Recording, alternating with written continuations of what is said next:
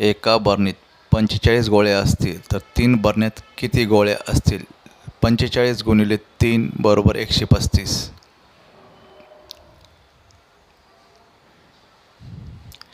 एका वस्तीमध्ये 52 घरे असतील तर 2 वस्त्यांमध्ये किती घरे असतील?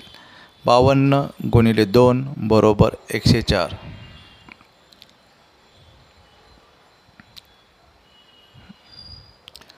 एका बसमध्ये 32 प्रवासी असतील तर 7 बसमध्ये किती प्रवासी असतील?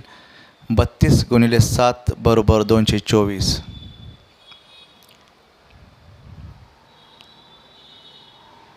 एका खेळाच्या मैदानात 28 खेळाडू असतील तर 6 मैदानात किती खेळाडू असतील? 28 गुणिले 6 बरोबर 168.